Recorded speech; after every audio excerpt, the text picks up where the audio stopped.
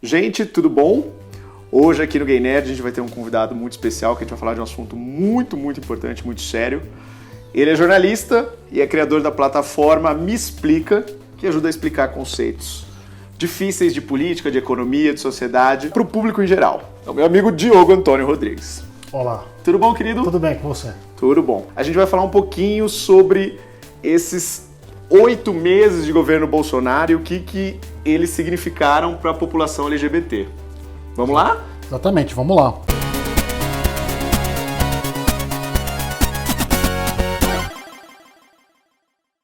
Então, Diogo, conta pra gente um pouquinho como é que tem sido. Todo mundo tinha muito medo quando o Bolsonaro era candidato e quando ele se elegeu.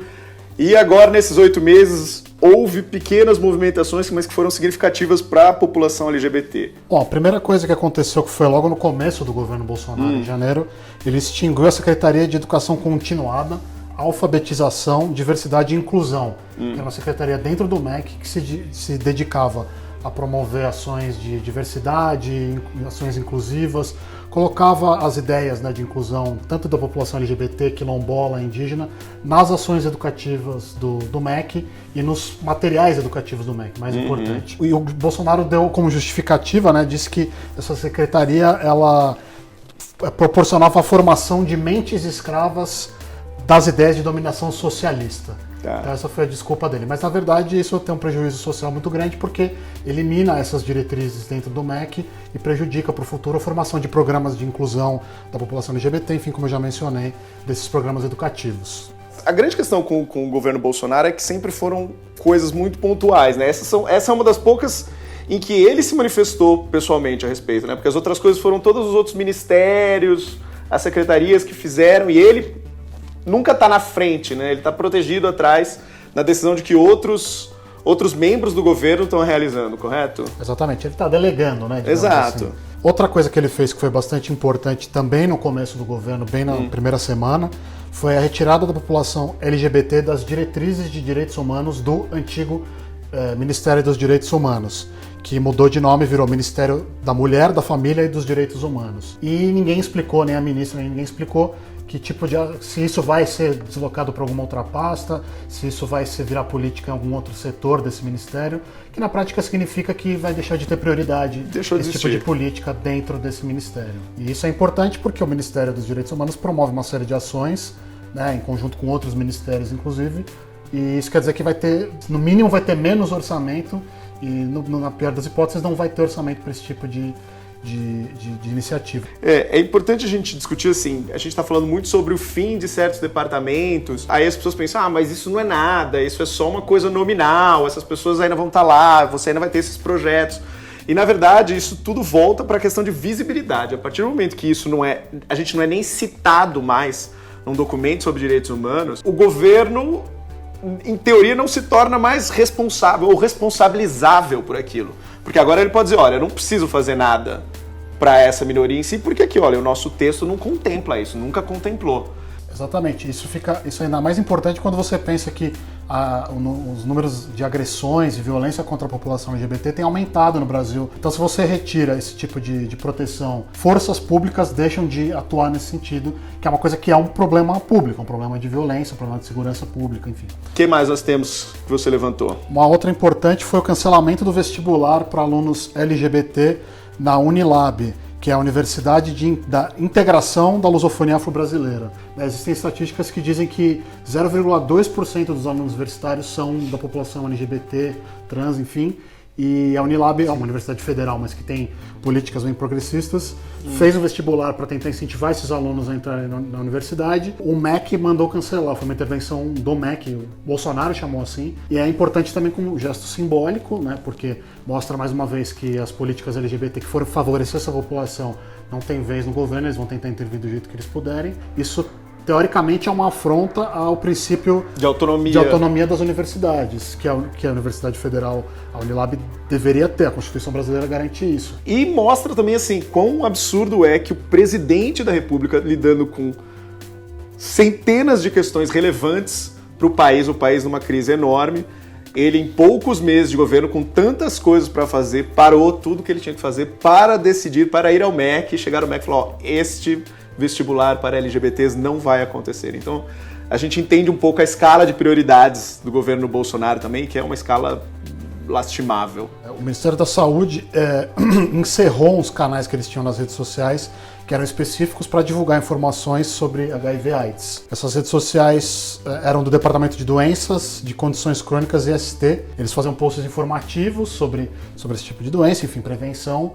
E esses canais foram encerrados e, segundo o governo, esse tipo de informação vai ser postado, digamos, nas redes sociais do próprio Ministério da Saúde. A gente já tem uma campanha muito forte nas escolas para não haver mais educação sexual. Agora, as ferramentas públicas do governo também estão deixando de comunicar a respeito disso. Se a gente continuar com esse apagão de informações, especialmente a respeito de doenças sexualmente transmissíveis, a situação vai piorar. A situação da epidemia vai piorar. Isso é comprovado no mundo inteiro e é muito triste porque durante muitos anos o Brasil foi um país cuja política para prevenção e tratamento do HIV sempre foi exemplar em muitos aspectos, e realmente exemplar. A gente era líder mundial, era uma referência mundial nesse sentido, e a gente agora está passando por esse período literalmente obscuro, né, de escuridão, de apagão de informações. E esse problema não se restringe só à população LGBT nesse caso específico. É um problema para a juventude toda do Brasil. A gente sabe que o HIV ele tem crescido o número de infecções ao longo dos últimos anos entre os jovens e entre os jovens heterossexuais, não os jovens LGBT. E também, assim, é uma questão de saúde pública, uma questão de orçamento público. Sim. Se a gente para de oferecer informações para as pessoas a respeito de como elas podem se cuidar, depois quem vai ser onerado vai ser a saúde pública, vai ser a sociedade. As pessoas vão ficar doentes, vão ficar mal e elas vão precisar se curar, elas vão precisar passar tempo fora do trabalho, vão precisar gastar dinheiro com remédio, com tratamento. Então, na verdade, ache o que as pessoas achem, elas deveriam ser a favor disso, esquecer um pouco a questão moral e pensar que o bem-estar da sociedade como um todo é de interesse de toda a sociedade, não apenas de quem faz o que você concorda ou de quem concorda com você. E aqui a nossa última da lista é também no Ministério da Saúde, para continuar no tema, e é o fato de que o Ministério retirou do ar uma cartilha que eles tinham feita para a população trans. Era uma cartilha que dava dicas de saúde, especificamente para prevenir infecções sexualmente transmissíveis. Enfim, são as pessoas trans que são mais vulneráveis. Exatamente, que são vulneráveis e, enfim, precisam de informação também, até porque são pessoas que têm pouca representatividade na sociedade em geral. E que é uma população tradicionalmente marginalizada e com poucas opções no mercado de trabalho, e que a gente sabe que muitas delas se voltam para a prostituição e, evidentemente, ficam mais suscetíveis a esse tipo de doença. O que mais me incomoda nessas decisões é que são decisões absolutamente arbitrárias. O governo não ganha nada retirando isso do ar. Literalmente não existe um motivo para um material que está pronto, que é didático, que foi preparado, que foi gasto dinheiro para se preparar essa cartilha, para pesquisar, para escrever, para colocar no ar, simplesmente tirar do ar. Não existe nenhuma explicação, não é nenhuma questão de economia de dinheiro. É literalmente uma decisão de que não quer e pronto, final, entendeu? Exatamente. Porque é uma questão moral, né, do governo, não é uma questão prática, né? O governo diz que vai governar tecnicamente, que vai fazer as coisas para não desperdiçar dinheiro público, e essa lista de coisas que a gente falou aqui, na verdade, mostram que eles estão fazendo uma coisa mais baseada em alguns princípios morais deles do que numa realidade, do que na tentativa de governar, como eles dizem, para todo mundo. Querido, conta um pouco mais do Me Explica pra gente. Como é que surgiu a ideia? Me Explica nasceu em 2013 e nasceu como nasceu a partir de conversas que eu tinha com os amigos, né? Eu sou muito viciado em notícias, como todo jornalista, e as pessoas sempre me perguntavam: e aí, o que está acontecendo? Me explica, porque eu sempre sabia. Crise financeira, atentado não sei aonde, as medidas do então governo. E eu sempre explicava para as pessoas, e as pessoas sempre me diziam: pô, você fala de um jeito tão simples, né? Por que você não transforma isso numa outra coisa, numa coisa que a gente possa fazer, compartilhar com os amigos? Eu fiz um testezinho num Tumblr, lá em 2013, e as pessoas começaram a gostar, começaram a acessar. Eu fui convidado para ser colunista aqui, colunista ali, fui para televisão. E a ideia do Me Explica é ser um ponto de partida para as pessoas acompanharem o noticiário. Eu não quero substituir o noticiário, eu acho que as pessoas têm que ler os veículos de comunicação de vários lados, que têm várias opiniões. Mas o Me Explica ajuda a pessoa, é um mapa ali, para a pessoa entender o que está acontecendo, e a partir dali ela pode ler o noticiário sabendo o que está acontecendo direitinho, entendendo os termos que eles usam, inflação, STF, né? Isso é muito importante. Nepotismo. Nepotismo, exatamente. Então é meio que ensinar o ABC para depois a pessoa conseguir ler uma frase inteira. Eu não me explico, eu tento fazer uma coisa sempre isenta, né? Sempre, apesar de eu ter as minhas perspectivas jornalísticas e pessoais a respeito dos assuntos, eu tenho minha opinião, por que eu estou aqui falando sobre esse assunto com você e criticando o governo? É porque como jornalista, o meu papel não é falar bem do governo, não é falar bem de ninguém que não está fazendo a coisa certa. No caso do governo Bolsonaro, em várias áreas, mas nessa área especificamente, o governo Bolsonaro não está conversando com a sociedade. Eles estão tomando medidas que são prejudiciais para pessoas de vários grupos sociais, de minorias e LGBT incluídas, e não estão explicando para a gente o que eles estão fazendo, por que eles estão fazendo isso, e não estão abrindo para debate com ninguém.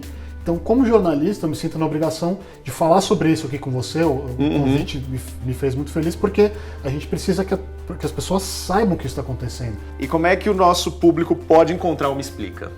Me Explica tem um site, que é o www.meexplica.com, e estamos nas redes sociais como Me Explica Oficial. Então, gente, eu queria agradecer a presença do Diogo, que veio aqui bater esse papo super importante com a gente. Se você tiver mais dúvidas a respeito do governo Bolsonaro ou de questões políticas, por favor, coloque nos comentários, a gente continua conversando, o Diogo vai estar presente também para opinar e ajudar em alguma coisa que eu não souber, por exemplo. Sigam o Me Explica nas redes sociais, eu já tinha recomendado ele no Instagram do canal Gay Nerd, e realmente é uma iniciativa muito legal e que ajuda bastante. Obrigado, Diogo. Obrigado, El. E até a próxima, gente. Tchau, tchau.